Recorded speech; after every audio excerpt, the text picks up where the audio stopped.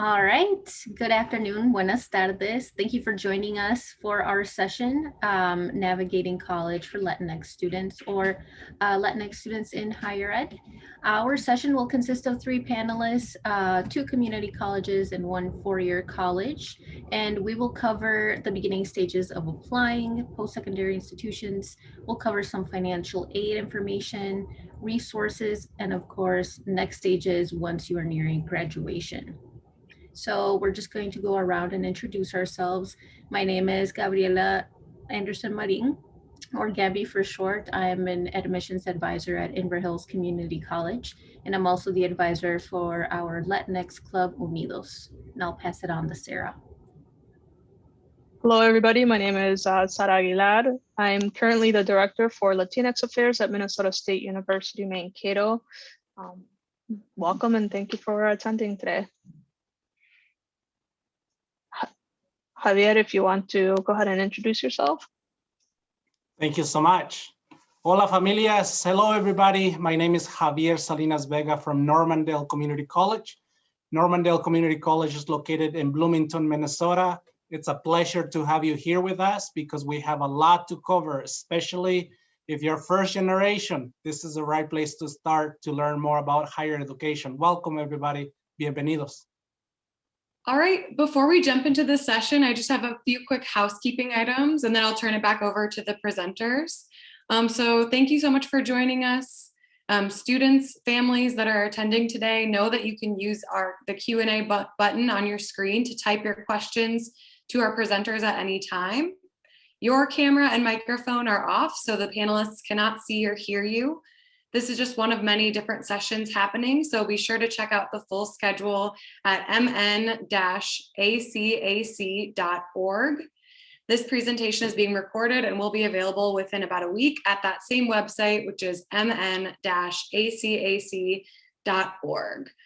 So now I will turn it over to the presenters. Thank you, Hattie. So just to get started, we're just going to do just to let you know what got us into higher ed. So what interested us in higher ed and a couple points that we want you to get out of the presentation. So as for me, what got me interested in higher ed was really just being a student, being exposed to how higher ed works. And I was driven to be part of that system to help other students like myself get through higher education. And I'll pass it on to Javier. Thank you, thank you. Again, my name is Javier Salinas Vega. I am first generation student. That means that when I went to college, I was the first one in my family. My mom, she doesn't have a higher education degree, as well as my father. Now I can probably say that I'm not the only one in my family. My 3 sisters, they have a bachelor's degree, one in nutrition, the other one became a lawyer, the other one in education.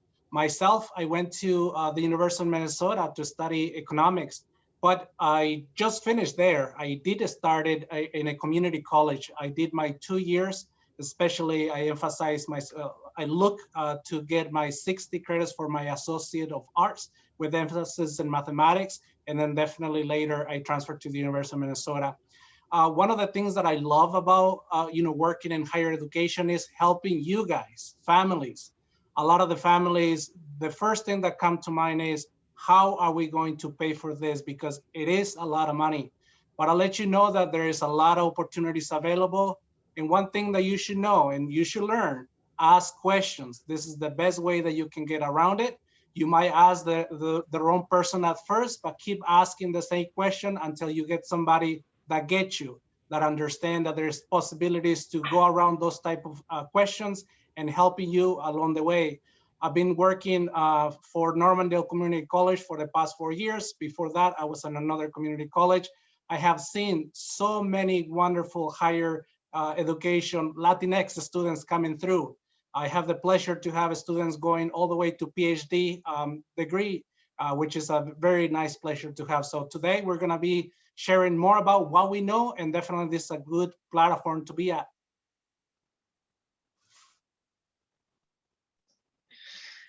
And for me, myself, like Javier, I'm also a first generation college student. And I can definitely say that all my siblings as well have now earned their bachelor's degree. And we all started at a four-year college institution. We're all graduates of Minnesota State Mankato. And what really got me into this work was, just being a student, navigating, and then seeing how many other students and younger Latino individuals that I knew in my life didn't think that they could achieve a degree in higher education, didn't know how to navigate the system when they were applying for, community college or four-year institutions. So it really got me thinking that I could do a lot of help going into this and providing that assistance to students once I completed my degree. And so that's kind of what I do here at Minnesota State Mankato. I help all the Latino students, achieve their dreams and making sure that they're taking the right steps to complete their degrees. So that's kind of what I do. And also that's what I want you as students to know how to do yourself.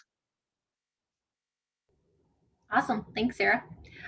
So to get started, the first thing that we're going to talk about are the beginning stages before you attend higher ed. So a lot of the most common questions are, where should I start the process? What is the first thing I need to do before getting into college? And we'll go around the panel to give tips and tricks as to what you should be doing.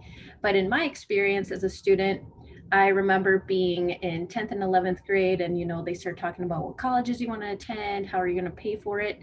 And I come from a family that my parents said, you better get a part-time job because we don't have money for you, but you're going to go to college. So I started to feel that pressure of, oh man, how am I going to pay for college? Started to get stressed out. And that's when I found out about scholarships. So scholarships are a great, great way to pay for college. And there's so many out there. So I spent at least an hour a week just applying for random scholarships, whether it was to the college I wanted to attend, or if it was through companies like McDonald's has them, Medtronic, 3M, a lot of companies in Minnesota. And there's also nationally recognized companies that offer scholarships, as well as scholarships geared towards Latinos. So definitely be on the lookout for those type of opportunities. Another thing that at the time I wasn't aware of was certain scholarships will have certain requirements. So they'll ask for a student to have a 4.0 GPA or 200 hours of volunteer work. And that doesn't mean that you necessarily have to meet those requirements. At the end of the day, if you're the only person who applies for that scholarship, they have to give you that money. So I've had plenty of students that apply for scholarships they never thought they would get, and they ended up getting a nice chunk of cash to pay for college. Another tip would be to connect with advisors like us. So if there's colleges you're interested in attending, connecting with someone like Javier or Sarah or myself, asking those basic questions as how to get started or what you should be doing is a great way to get ahead. And take that stress off so that way when you get down to it, all you got to worry about is what classes you want to take. All right, I'll pass it to Javier. Thank you. And the question is, where should I start, going to college? Let me take you early stages. If you have the opportunity to open a bank account in Minnesota, as well as other states, we have the 529 plan, which is a way for you not only to save money while you pay taxes, because they're not, you save some money, when you do your taxes, but many families are not aware of those type of programs. Especially if you have younger siblings, make sure that you tell your mom and dad, hey, can we open a saving account for college? Just to let you know that that money, it should go to college. And if you use it for something else, there's penalties for that. But that's not just it. There's a lot of opportunities. So for example, let me go back to the scholarship. For many years, I helped so many students to submit applications to the foundation. And many of the times, the students that came to my office, they always got the scholarships because I knew exactly what the foundation application looks like and what they were looking for. At the end of the day, the application itself is just asking you a simple question, who you are and what are the things that really encourage you to keep going. And a lot of us, especially if you're coming from the Latinx background, we know that we are higher achievers. Whatever we do, we try to do the best that we can. Unfortunately, we don't have one point the ability to put our thoughts in paper For that, you got to make sure that you seek out, advisors. You seek out help. For example, in many of the colleges, we offer the tutoring center, writing center. So you get those professional helpers. Also, when we think about cost, we know that there are some beautiful programs, federal as well as state. For federal, we have the financial aid, which is the FAFSA program. If you are a US citizen as well as resident, or maybe you have other type of non-immigrant status, for example, asylum, you are or might be available to get some of those fundings. If you're not any of them, because maybe you are a dreamer or not a dreamer, we passed a legislation from the state of Minnesota back in 2013 that allows students to get the Minnesota Dream Act, which is another way to get access to the aid available to the state. When you go to college, make sure that you talk to your teachers. Sometimes in high school, you are able to take classes that we offer you. And at the same time, you earn credits. We call this concurrent enrollment. We also have a program which is available for 10th graders, 11th graders, as well as 12th graders for PSEO program, which is a way for you to take a classes college level and not only earn credits from us, but as well earn credits that help you to graduate from college. And it's free. So you gotta make sure that you look into that. For those that have some very good skills, and let me just use this, the language skills. So let's say that you speak French, Spanish, or other language that you're pretty proficient. There are ways that you can test out. And at the same time, some of the institutions, we have policy that will allow you to give you credits for that. So please, there's so many opportunities. Please seek out those answers and please reach out to us so we can help you. Sarah? Yeah, that was great information, Julio, sorry, Javier. And MSU has a lot of those same programs, PSEO and so forth as well. So, you can look at some of those programs at community colleges as well as four-year institutions located near where you live. Another thing I'd like to mention is if you're a senior, make sure you're applying in the fall for admission. Don't wait until the spring semester. I mean, you can still apply for some universities and community colleges, but a lot of four-year institutions do have a cutoff date as to when you can apply. MSU has rolling admission, so you can technically apply it at any point up to 2 weeks before the semester starts that you want to enroll in. But make sure you're applying. A lot of universities and colleges do have the month of October, which is free admission. So take advantage of that. That could save you a couple, $20, $30, $40, depending on how many institutions you're going to be applying to and how much each charge for admission. So keep that in mind as well. And like Javier said, connect with your teachers, your high school counselor, career coaches, whatever your school has. They can definitely help you out filling out with the applications, connect with us. So make sure you're just keeping on top of things and don't wait for the last minute. Another thing I would like to advise too is even if you're not a senior or a junior, you can still apply for scholarships. Sometimes if you talk to your counselors, you can start applying to scholarships, your freshman year of high school. Here at Mankato, we do have what's called the Raise Me scholarships. And they're micro scholarships that you can actually start applying to starting your freshman year of high school. And so, you can upload your grades if you're part of student activities, after school clubs, if you work, if you take care of siblings, you can get micro scholarships and you can see instantly how much you would be earning for like getting an A in one, let's say you get an A in math class, that could be $20 your freshman year of high school. And a lot of schools do these. So make sure you're keeping track of that because that's free money you could earn throughout your high school career as well. Awesome. Thank you, Sada.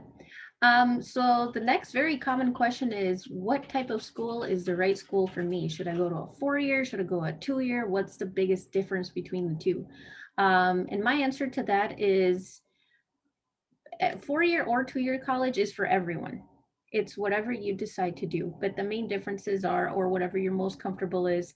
2-year, in my opinion, is a nice opportunity for students who are kind of on the fence about what they want to study, or if they just want to knock out their general education courses before moving on to a 4-year.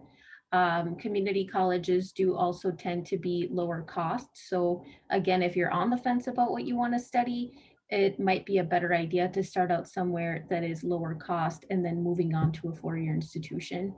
And four-year institutions are great as well because they offer a variety of degrees, and typically they have a more expansive list of degrees. So it just kind of depends, what are your goals and your priorities. This is a question that you should ask yourself early on, whether that's even 9th, 10th, or 11th grade. What is it that you're looking for in a college, and what will be the best fit for you? And again, another thing you can do is connect with us, connect with advisors, connect with colleges that you potentially want to learn from. When I was in high school, there was a bunch of colleges. I didn't know what to apply for. I didn't know if I could even get in. So what I did is I just connected with every single one that would potentially be something I wanted to attend. And then from there, I was able to filter out what schools were more of a better fit for me. In the end, I actually went with Minnesota State Mankato. I thought it was a great school and earned my bachelor's. But there was a ton of other schools and community colleges as well that I considered just as much. So yeah, again, I think it really depends on the person and what your goals are. I'll go next. When you're choosing the school, either 2 years, 4 years, there's so much in between, guys. It's not just those. Remember that you can actually go to school for 16 weeks, which is maybe one semester, and be able to get a certification. This is very common for a lot of students who want to get into the healthcare industry.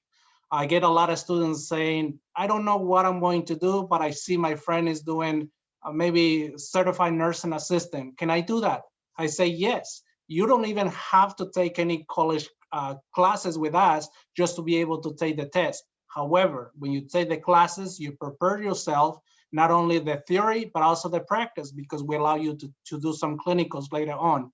There are some other programs that are very technical. I hear this a lot with my families. They said, well, I don't know if I have what it takes to be, I don't know, a lawyer, right? Well, in that case, if you're not one of those persons, well, maybe you can start with something small, something that you use your hands. And this, we're calling it technical programs. I know some individuals that start doing some welding, which is a very good paid salary. Others, they're looking more into technical programs because there's a lot of industries in our area. After a while, of course, you get tired because you're using your body, you're using your hands. Make sure that if that is the case, continue taking more classes. So that way you can earn more credits so you can pursue either your associate's, your bachelor's degree. At the end of the day, guys, it's all about where you feel better as a person. And I tell you this, many students that decided to go to the university that they've been dreaming about, once they get there, it's not even close to the reality that they were looking for. I think at the end of the day, what make home a school is the people around you. The clubs, the organizations, the teachers that they get you. And if you're attending one of those institutions that you don't feel like home, probably you're attending the wrong university. The good news is that you can transfer to one school to the other one if you don't feel right correctly. Also, I'll let you know that you can look at the data. I know that many students, they're saying, okay, the University of Minnesota is better than the University of St. Thomas. Well, there's data that you compare one school versus the other ones. For example, the graduation rate, which will tell you exactly how many students start and how many students finish. Where can you look this data? Check the report from your FAFSA, your financial aid application. When you get the report, it tells you exactly if you're applying to Normandale, out of 100 students, how many of them graduated, how many of them continue taking more classes with us. Also, I'll let you know, like everything else, it's just data. That means that maybe community college will not look great because a lot of the students will transfer without earning a degree because that's not what they're trying to do. They're transferring early so they can actually get their bachelor's degree. But definitely, once you're looking for the correct school and you feel home, that's how you know that you are home. And the beauty of all of this is that you are in an environment that we push you to know yourself. And by knowing yourself, you should be able to do a lot of wonderful things not only for your family, but for your community and for the world, of course. Yeah, so that was really great information from both Gabby and Javier. I would just like to add on too that at least with the Minnesota state system, we do have what's called transfer programs. So you can start at a community college and then transfer into one of our 7 universities, and you can get a 4-year degree that way as well. So keep that in mind if that's something you'd be interested in doing, starting at a community college and then let's say transferring over to Mankato, you would automatically have that junior status coming in, and you wouldn't have to worry about, missing any classes for the major that you're transferring in with. You'd automatically be in that program, and then you'd be done in 4 years. So that's also not something that's an option. Another thing too, like once you're that summer between your junior and senior year, really start looking at colleges and trying to narrow down the list of colleges and universities you're interested in. I know with COVID, it's been a little bit more difficult doing in-campus visits. Some universities are still offering them, maybe, for small groups. So keep that in mind. And if you can visit some of the universities and colleges you're interested in, definitely do so, because sometimes you can really see if that's a place that's going to be a great fit for you. Connect with the admissions advisors, connect with a diversity officer as well. Most schools have one, and you can even ask them that information, like how successful is your school, how diverse is your school, what kind of programming do you offer, and scholarships for students of color, and what kind of assistance do you offer. Some schools do have, academic advisors for all students starting day one. Other schools do not. So think about all that kind of stuff. You want to know that the school has all those opportunities for you to be successful. Because if you go to a school that doesn't offer you that assistance, then it's going to be a little bit more difficult for you, because you're going to be doing most of the work. And sometimes that's kind of hard to navigate, especially if you're like a first year student, first generation college students as well. So make sure you're asking those questions so you don't get lost and frustrated, because that can definitely happen. And I've seen it happen with students that don't look for that help either. So we're here to make sure that you're successful. Thank you, Sara. So another thing that I think is very important to most students, of course, is tuition and how you will be paying for it. So we did touch a little bit on scholarships, the DREAM Act, and tuition and payment, but there are other options for students available. I think the main concern for students is, well, I don't think I can go to college because I can't afford it. And sometimes that tuition bill can seem extremely scary, but there are so many options nowadays to pay for school that should not deter you from pursuing higher education. So all colleges and universities have very flexible payment plans. So if paying out of pocket is your only option, most colleges and universities will have a payment plan that is right for you. So you don't have to pay the tuition right off the bat and feel stressed out about it. The financial aid application is based off of your household income. So if you're a dependent under your parents or your guardian, it'll take that income into account. If you're an independent, it'll only take your income into account. So based off of that information, you may qualify for grants, loans, or even work study. So grants is money you do not have to pay back. Definitely take that money and use it. Loans, it's my recommendation that if you can hold off on taking out loans, do so. However, not all students have that privilege. So loans is another way that you can pay for college in the meantime. Some loans you do have to pay interest right away, and others you do not until after college. On that note, if you are looking to get a loan for very low interest, I recommend federal credit unions. They typically have very, very flexible options compared to big bank companies. And also another thing on the FAFSA application that you might qualify for, the work study. And that's basically a part-time job that's offered through that university or college. That is also a very flexible option. It works around your schedule. So if you say, oh man, I have to study for an exam, I absolutely cannot work today, that is perfectly fine. We take into account your schedule and you work when you can. So it's a nice way of earning a bit of cash while also attending school. And it's even nicer when we're in person. So if you're at the office and then you got to go and to class. It's 5 minutes of a run to class, and you can come back and work again. And of course, there are other options depending on the type of population. So if you are a military and veteran member, there are many benefits for paying for school. If you are part of the military community, definitely reach out to the coordinators on campus. They will walk you through the process as how you can use those benefits. And there's also financial assistance programs such as TRIO. If you're familiar with Upward Bound from high school, it's pretty similar to that, but it's the college version.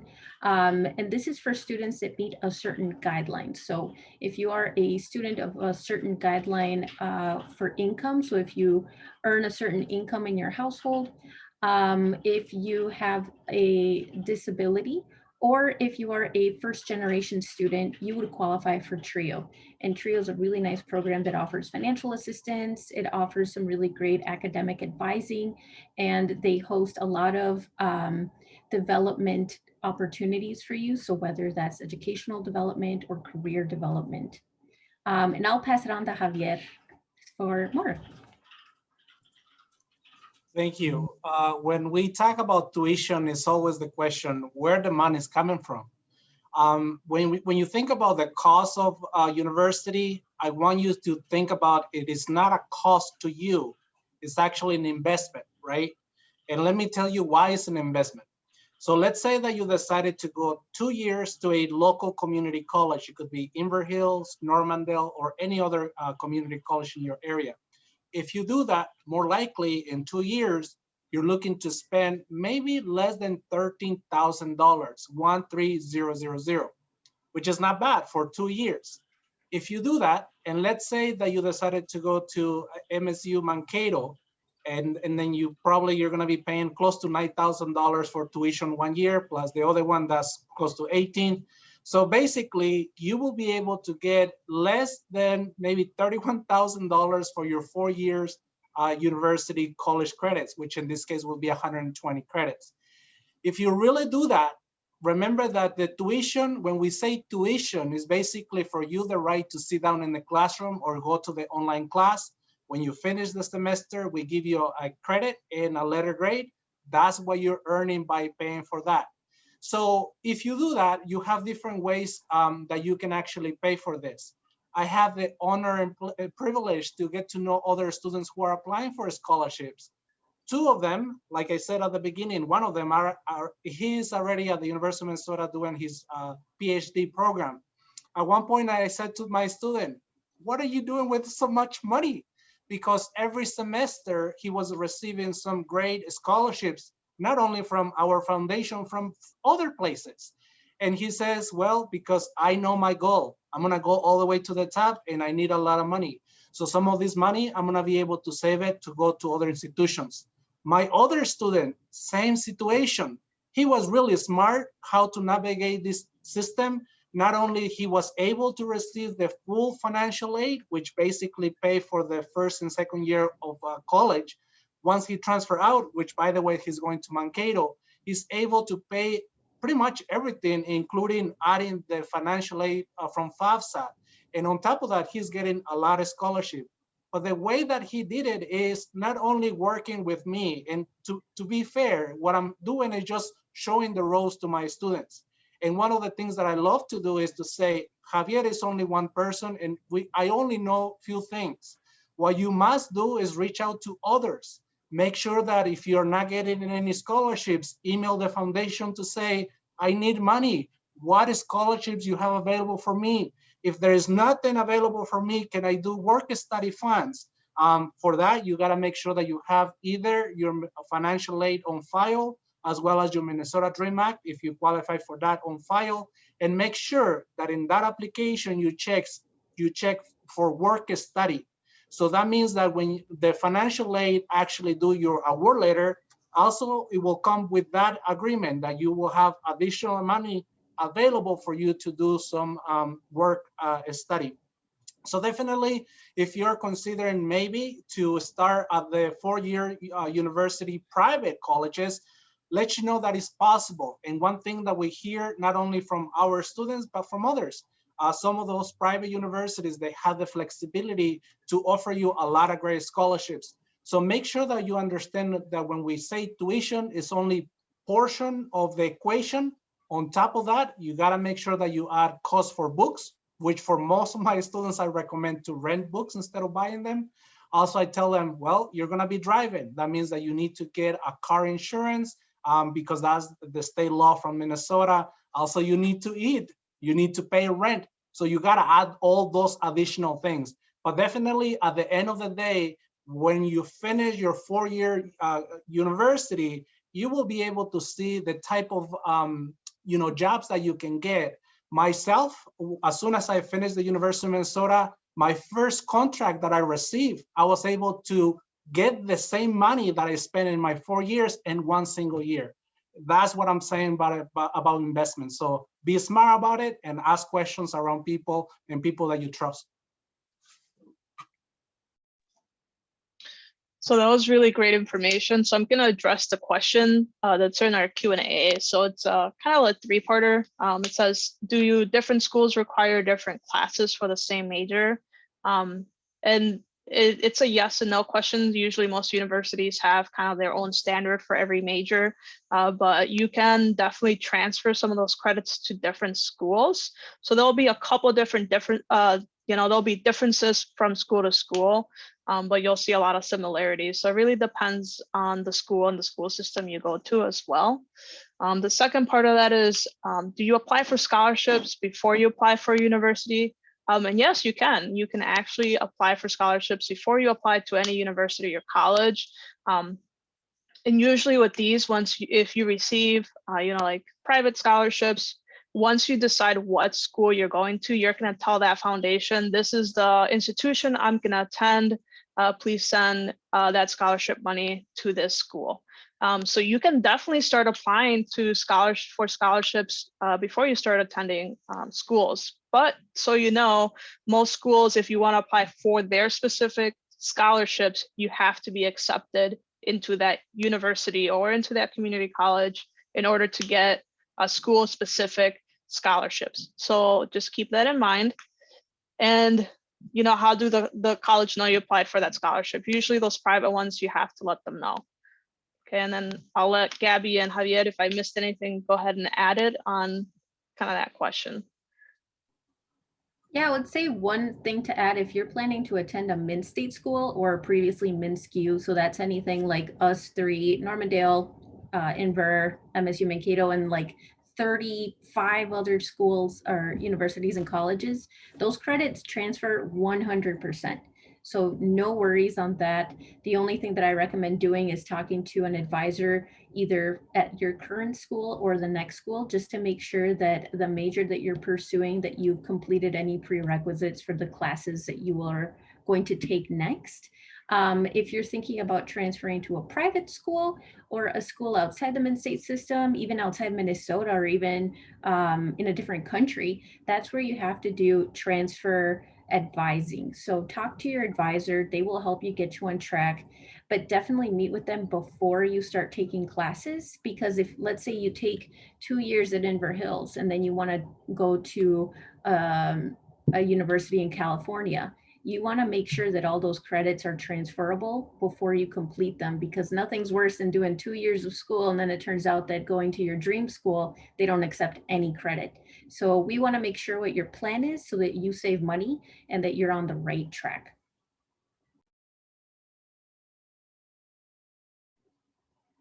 All right, so from there, the next step is, what do I do once I'm admitted? What are my next steps? So I would say definitely connect with your advisor. You are kind of obligated for the first one because of orientation, so you definitely have to talk to them at least once. But in my experience, it is very beneficial to check in with them often. So whether that is every 2 weeks or once a month, just to make sure that you're on track. There's no such thing as a stupid question. I've had students come to our office and say, I have no idea what I'm doing, please help me. And that is a completely valid statement. That's what we're here for. That's our job. So whether you have a bunch of questions or maybe you just want to make sure that we're aware of what your plans or goals are, that is exactly what we want you to do. We want you to check in with us often. Another thing is get familiar with the resources and with your campus. So if COVID was not a thing right now, and if you were able to walk around campus, it is great to walk around, get familiar with the buildings, talk to people, get to know the different offices and resources available to you. But currently, because everything's online, all of our resources still exist, but it's going to be a little bit maybe more difficult because of the virtual setting.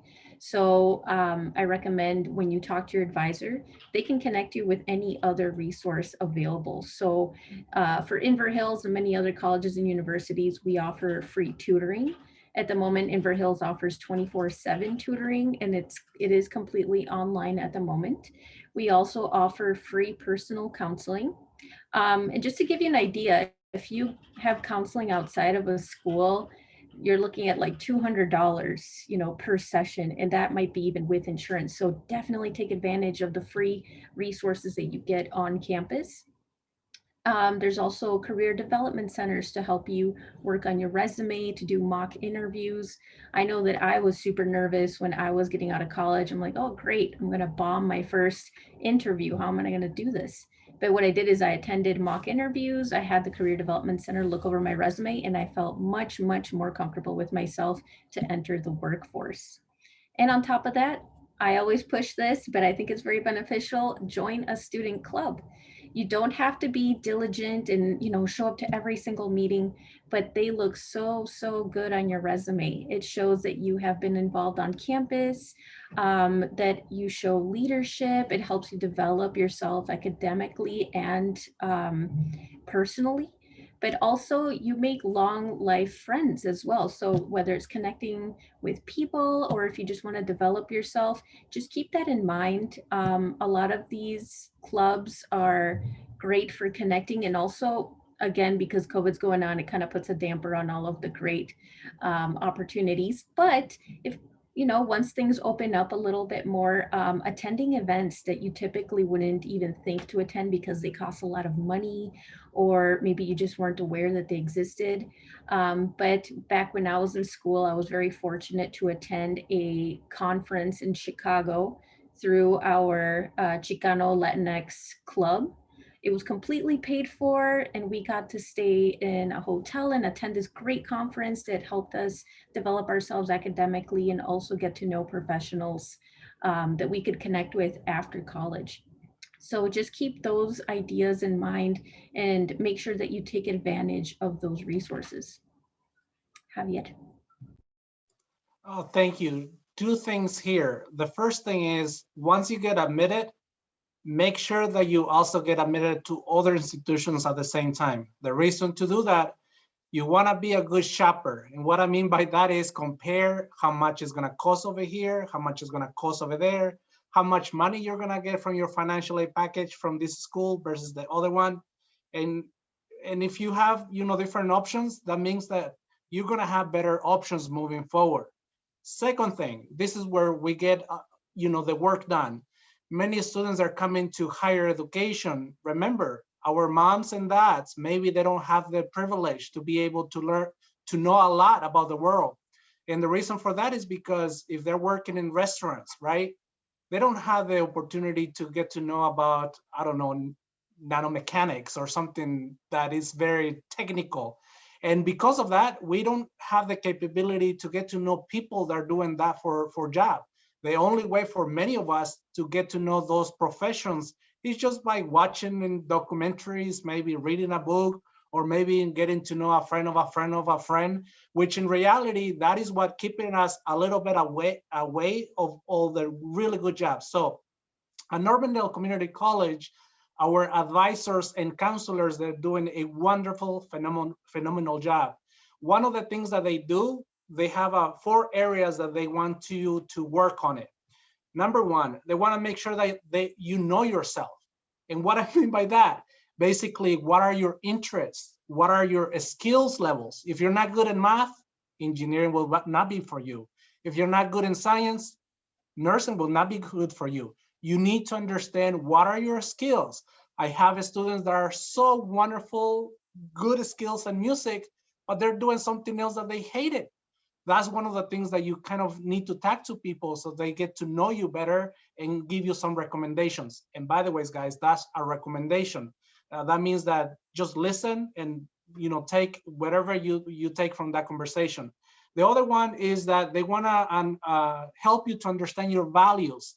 A lot of the things that we do in life has to do with our family values, our Latinx values. So when you don't know those type of values, it is very difficult and challenging to make sure that you are in the correct major or career. Also, and this is very important, explore your options, explore what industries are growing. I know that in the state of Minnesota, there are so many jobs that are already gone and they're not coming back, unfortunately, but there's so many good jobs moving in. This has to do more into the technology area. I know that the Latinx data-driven, it says that maybe science, engineering, mathematics, and other areas like computer science, many of our students are not taking that challenge. And sometimes it's just the fear. Sometimes the students, they don't know that if you're doing computer programming, it's just following a recipe. Of course, that recipe is not gonna look like the one that you use for cooking, but it's gonna be a different type of recipe, but it's the same concepts. The other thing is, once you know yourself, you explore your areas of interest, you gotta get serious, you gotta get focused, meaning, okay, now that I know all of this, what's next? What I'm going to do? And here's the thing, when the students are coming to my office, I have only two simple questions. When are you gonna graduate and how many credits you have? If they don't answer any of those two questions, I know that I need to send them to advising and counseling. Because if you don't have a correct day that you're gonna be graduating, you don't know how many credits you have for your degree, there is issues. The last thing, which is the 4 steps in the advising career counseling, it is take action. Meaning, now that you know all of those, what are your goals? And this is something that college will teach you a lot. What are your short-term goals? Meaning what I'm going to do this week, this month, and then what are your long-term goals? Like my student that is doing the PhD at the University of Minnesota, he knew the long-term goal, but also he knew small steps that he needs to take care of it. So please reach out to us, especially reach out to people that are trained into these areas to help you out to decide what are the majors, careers that you should be working on it once you get admitted into college. So another thing too that I don't think has been mentioned yet, once you get admitted, check deadlines for like confirming your enrollment. Some schools actually do have deadlines for that. Others do not. So make sure you're checking on that. Check for deadlines for housing if that's something you're going to be doing. If you're going to be living on campus, make sure you're looking at that. Make sure if there's like a deposit or down payment you have to put down, or say a spot for you to pick your room type, your roommates, and so forth. So make sure you're looking at all that stuff as well, because once you've been admitted, it's very exciting, and sometimes it's really easy to kind of forget the next steps you got to do. Because if you don't, confirm your enrollment, you're going to be accepted into that school, but you're not going to be able to attend orientation or register for classes. So make sure you're keeping track of that. Make sure you're checking your email.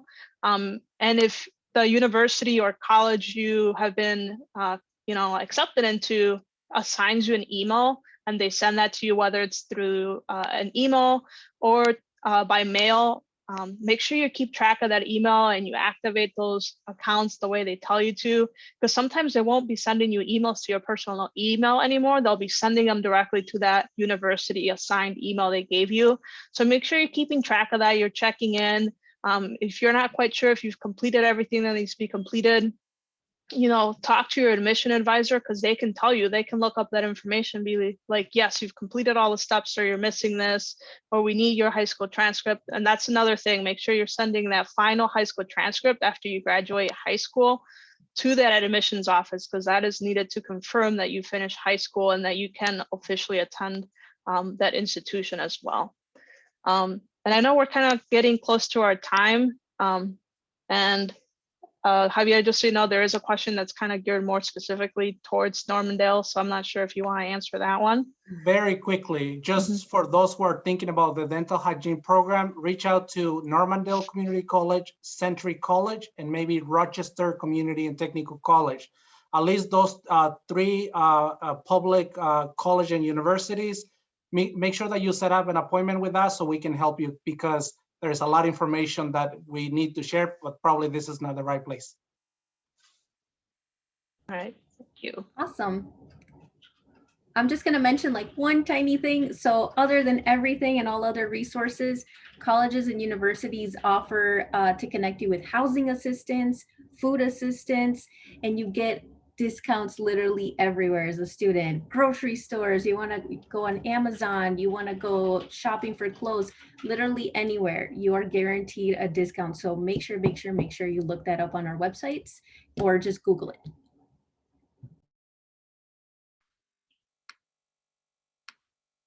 All right, thank you so much for presenting, panelists. Thanks for being here today.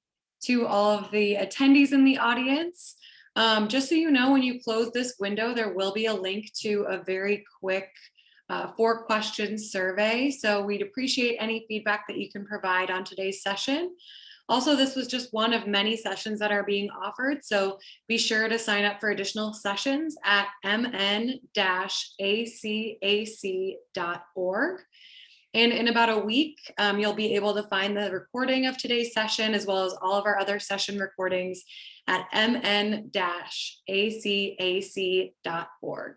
Thank you so much and have a good rest of your day.